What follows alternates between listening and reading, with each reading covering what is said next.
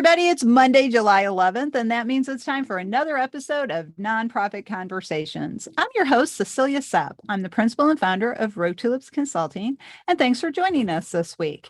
If you are part of our global audience, good morning, good afternoon, or good evening, wherever you may be. We're really excited to continue our 2022 trend of first-time guests. In this episode, we are featuring Shelley Golden, who is a Zoom makeover expert. And our topic today is elevating your Zoom presence. Welcome, Shelley. Would you like to say hello and tell our audience a little about yourself? Good morning, everybody. Good afternoon, good evening, depending upon where you are. I'm actually a personal branding image consultant. I've been doing this on and off. I'm just going to say for 20 some years, fourth or fifth generation in the fashion and clothing business, costume historian, color consultant. And as a result of COVID, from the first week, I'm like, I can help you look good online, kind of in your Zoom box. And I've created this business, this concept that I have helped individuals, companies, organizations elevate how you show up on Zoom. And that's what we're going to talk about today. And that's great. And I apologize for misrepresenting the business as Zoom, but that is how you and I connected when I went to one of your webinars on how to look good on Zoom. And also really intrigued by the costume historian, so we'll have to have you back to talk about that another time. But there's two different ways to appear on Zoom. So you and I have talked about this. So you can use a background that's your actual office space, or you can create a Zoom background. And one of the things you and I were talking about is that you have now started helping people design a Zoom background as well. But let's start with setting up our own office space. So can you walk us through that? Like, what are some of the things you look for and give advice about? Absolutely. So I have created what I call the Zoom makeover. And it just seems to be this logical progression of how to have somebody show up in their Zoom box. So I've created this 5-step process, and it's lighting, camera angle. Well, there's sound as well. But what's your background? Is it a real background? Is it a virtual background? What does your background look like? Because it's now not just you, it's you and everything in your Zoom box. Also, as a color consultant and image consultant, what color clothing works best on you in the space you're in? If you have a white background, a white wall, like Cecilia has, you are not going to want to wear white. Also, if you have dark behind you, you don't want to wear anything dark because people can't see you and your nonverbal body language. And the last step is I talk with women and men about makeup, because it's how to really build engagement on you and what you're saying so people can bullseye and focus on you. And it's not the same way you would want to put makeup on to go out on the street. It's more optical illusion, like somebody in the movie industry, the video industry, how they would put makeup on to create optical illusions of high cheekbones and lips, getting rid of a few extra chins that you might have.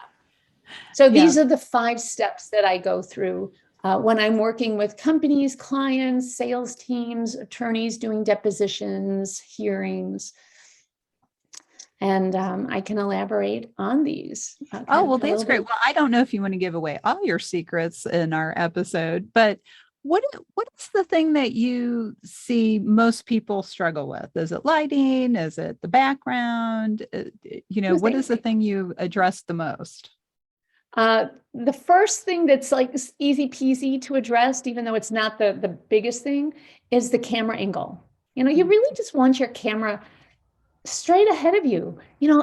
So many of us are on Zoom calls talking to somebody and they're looking down at their laptop over here and they're like, well, I can see myself just fine. Well, the reality is if somebody is looking up at you, up your nose, they're looking up at the ceiling.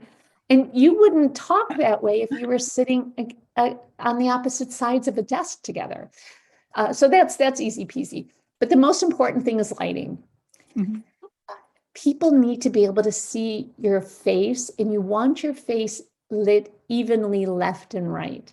And the big issue that I see, first of all, people have a window on one side. So I mean, I actually do, and I probably could have closed it a little bit more, is so yeah, you could see extra light on one side of my face. But you want to try to make the lighting even. Now, if you wear glasses, that's the trick. So many people, and I'm sure you've seen it, that people have glare in their glasses. And what I always recommend to get rid of the glare is instead of having that light in front of you, you want to have the lights at 45-degree angles, say 10 o'clock and 2 o'clock, angled from a little bit higher, angled a little bit downward. It just softens the light and it doesn't catch it right in your glasses. So that is the first thing that's really, that's the most important thing. And then also background. Mhm. You know, if you have a distracting background, it's distracting. Yes. You know, that's, Yeah. you know, like, you know, sometimes I'm working with attorneys or accountants or financial advisors, and they have all their diplomas and certificates, and all the light is reflecting off all of these diplomas, and you can't even tell what the diploma is. Or you might have an ugly background or a distracting background, and people are walking by. So for your background, you really want it to be inviting, non-distracting, Mhm. and rather simple. I mean, it could be more detailed. Like I have this is my actual background. It's relatively busy, but it's all, except for this painting, which I'm not moving, solid color, solid color, solid color, solid color. I'm not wearing a busy pattern, and there just aren't, it's not as busy. It's easy to focus on me. One of the things I often say is I lived in Amsterdam for 10 years. And when I lived there, I was fortunate enough to study European art. The American Women's Club that I had belonged to, they hired an art docent every month. So every month we went to an art museum, an exhibition, you know, architectural walking tours.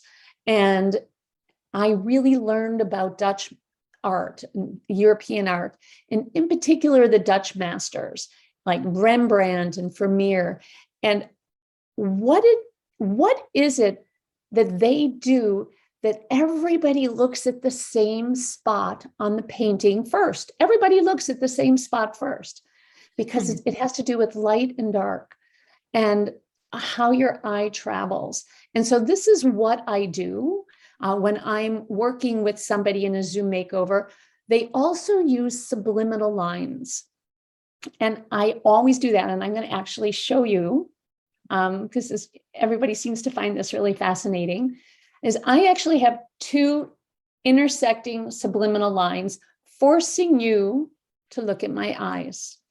I've got a rectangular plane here on the bottom right, and I have another rectangular plane, and my eyes are exactly in the middle of those two planes. I also have another one from the corner of the cabinet, this round circle, my round glasses. I actually have a plant here. I've changed my camera so you don't really see the plant, but there's a little bit of a tic-tac-toe going this way. So it's forcing you to look at my eyes.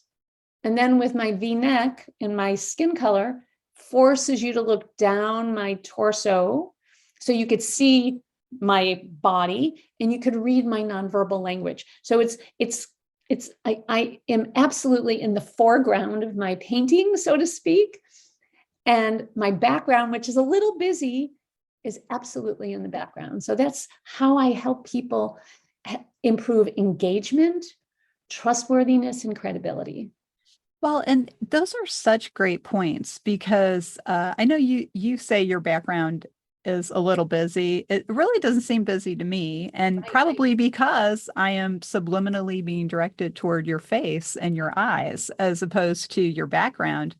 And as far as having busy or non-attractive backgrounds, that's one of the reasons I don't usually use my office background unless I'm just talking to a friend casually, because it's it's got stuff in it and it's distracting and it's hard to look at.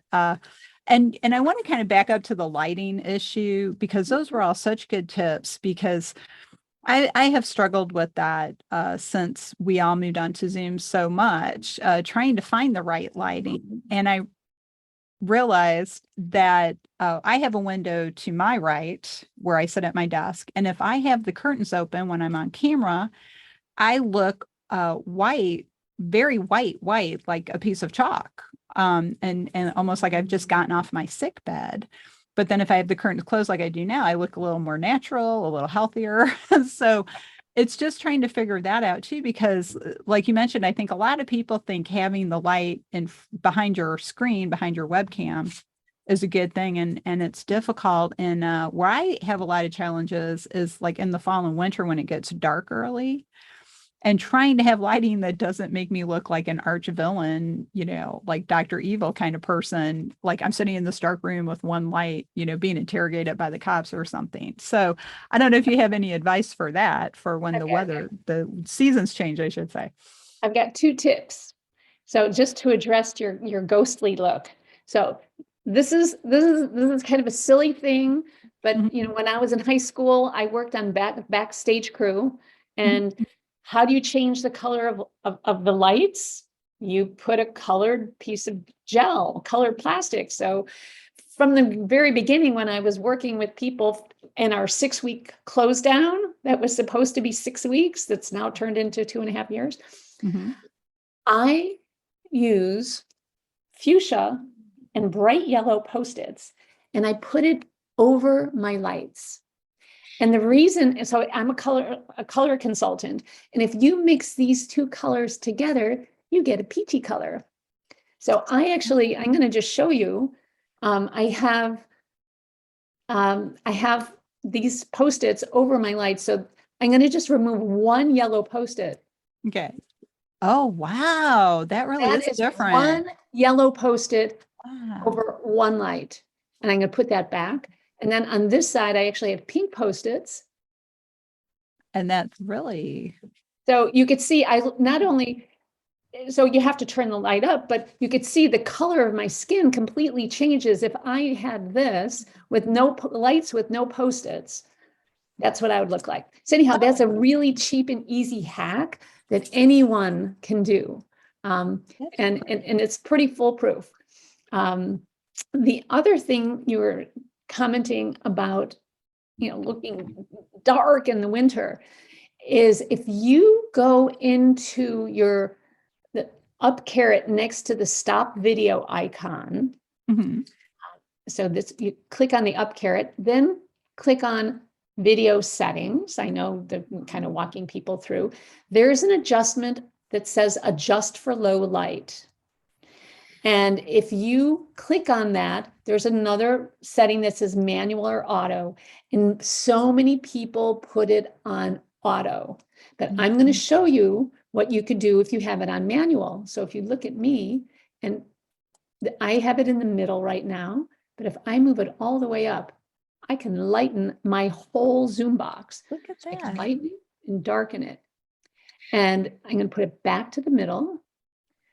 And this is like the best tool on Zoom. Only Zoom has it, because in the winter, you can lighten up your whole room and it doesn't matter how dark Wow. the room is. Because people might have lights on them, but then the rest of the room is dark. You almost don't need you could have the lights on low, but it lightens up everything. And I go on that setting, adjust for low light setting all the time. What a great tip. Thank you for that. I think I may have known that before and just forgot it. It's but it's like you and I were talking about when we were prepping for the episode. It's like sometimes we need to be reminded to go in and check our settings for everything, especially Zoom, because we forget that we can do all of these things and Zoom keeps adding things and they're rolling things out all the time. So, but Yeah. as what I mean, these are all great tips, and your background is so lovely. For our audience listening on audio, Shelley's background is so attractive that it looks like it's a Zoom background that she created, but it's her actual real workspace where she has meetings online. And so before we wrap up our episode, I want Shelley to talk a little bit about her work helping people create branded Zoom backgrounds, because that's another area that she has moved into consulting. Yeah. So, I didn't plan on this. I'm not a graphic artist, but I definitely have an artistic eye and understand color and balance. And so I have created for a number of companies and individuals what I call a custom branded virtual background. And for those who are watching this episode, I'm going to just kind of go through a couple of these, and they have the company logo of the person or company that I was asked to make these for.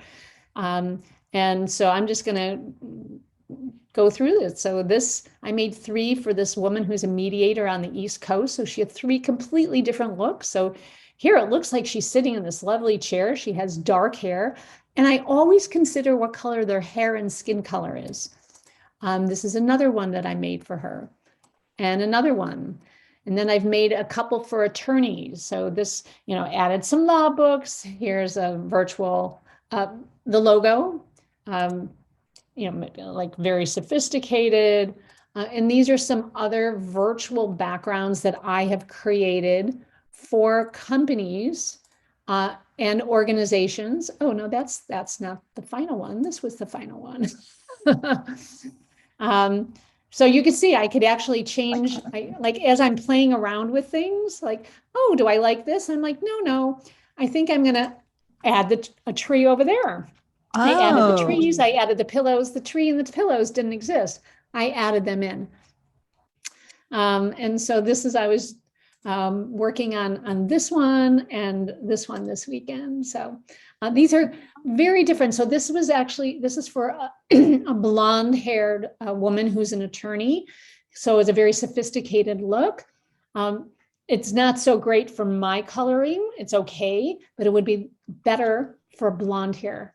So I always take into consideration what does the person look like, or the people in the company. Sometimes I make it more generic because there's different skin colors, skin tones, hair colors, and hair texture as well. It's always difficult for men and women who have loose curls and men who are bald. It's always a challenge for having a virtual background. So you mentioned earlier that you advise people on makeup, both men and women. Nothing wrong with men wearing makeup at all. So do you ever advise men without hair to maybe put on some powder or something to diminish shine? Yeah, I have them put some powder on. Sometimes I have them diffuse the light, like maybe they have a light over their head or coming onto coming through their window. And you could just even do that with printer paper, like I tape the printer paper on the window, or turn the light bulb off, or make a little pocket so the light is not, you don't want to start a fire, of course. But yeah, because then, you get, especially men who are bald, who don't have hair in the front of their head, maybe they have a little hair in the back, you get these spotlights on their head, and that's what's distracting. As I try to eliminate distractions. But the main thing that I talk to people about when it comes to makeup, lips. Mm-hmm. If you have a little bit of lipstick on, it could be Zoom lipstick, or it could be real lipstick. And the reason I suggest this is because this way it gives people a bullseye so they can read your lips. So we were talking about the lipstick, and actually a friend of mine just found out a couple months ago that you could do that. And I said, where have you been the last 2 years? Because everybody's been experimenting with these things, like when they've been on networking calls in the initial part of the lockdown, or maybe just experimenting with it to look better on meetings. I use a lot of those Zoom settings to look my best on camera. So I always go there. I usually put on real lipstick though, otherwise I look washed out.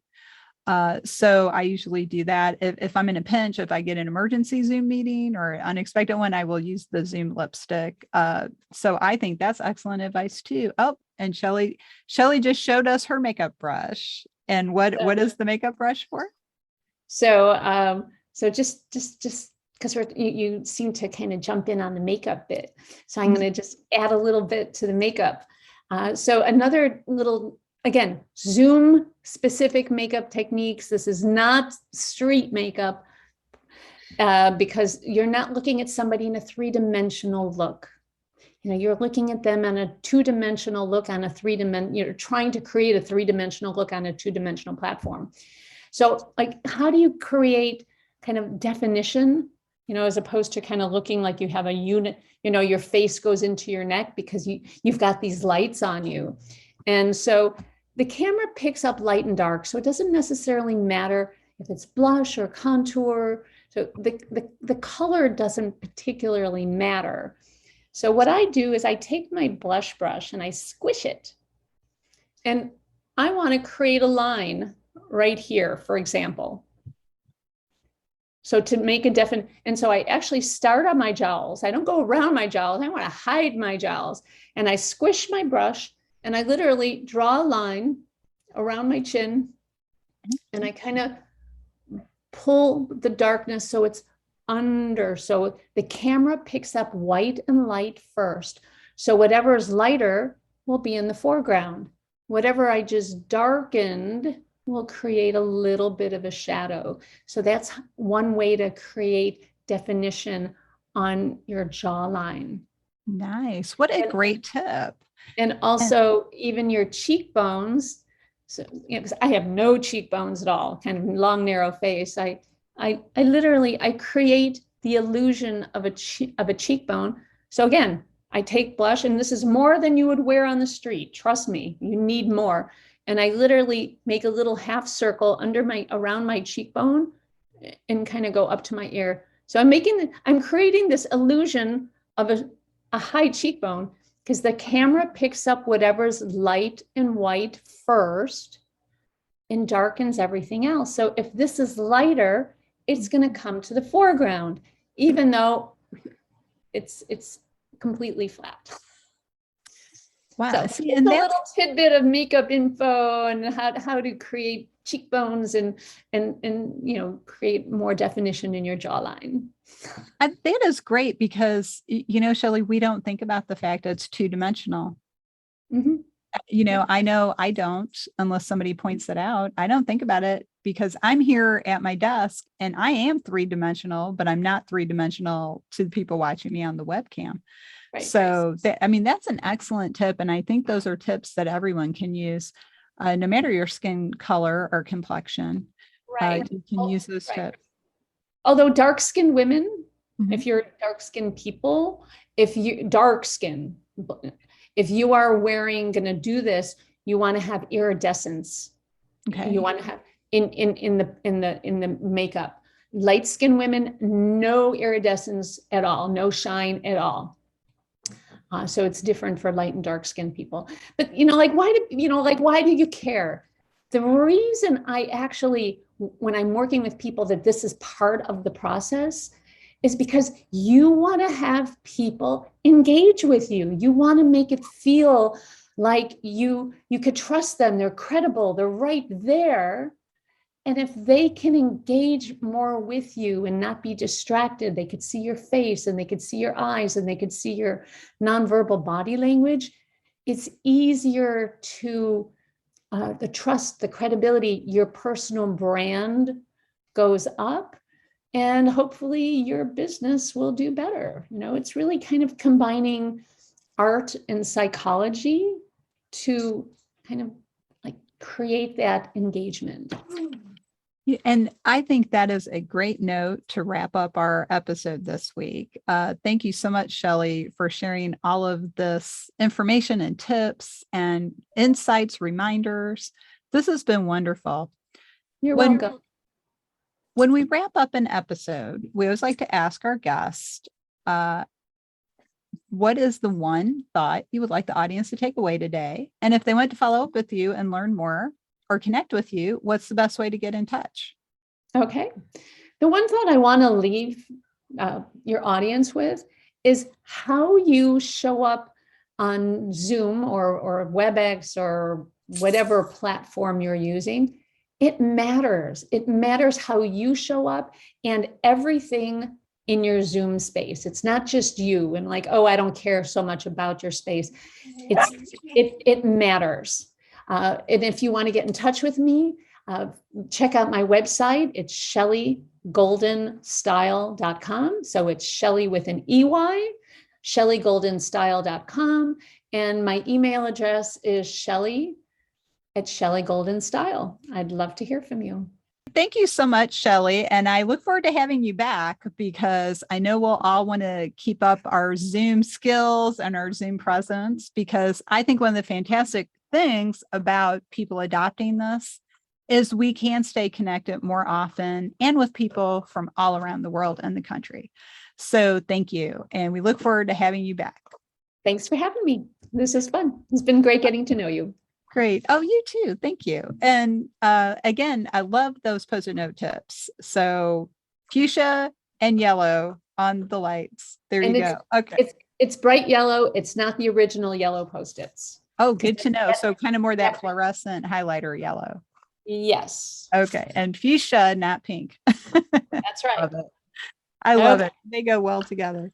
So we have to go rogue for now. Thanks for joining us. We'll be back next time with another exciting episode. If you'd like to learn more about Rogue Tulips and how we can help your organization bloom outside the box, check us out online at roguetulips.com. If you are a CAE candidate or a current CAE and you are looking for CAE education, check out Rogue Tulips education arm, the 501c League. You can find information there at the 501cleague.net. Thanks, everybody, and we'll be back next time.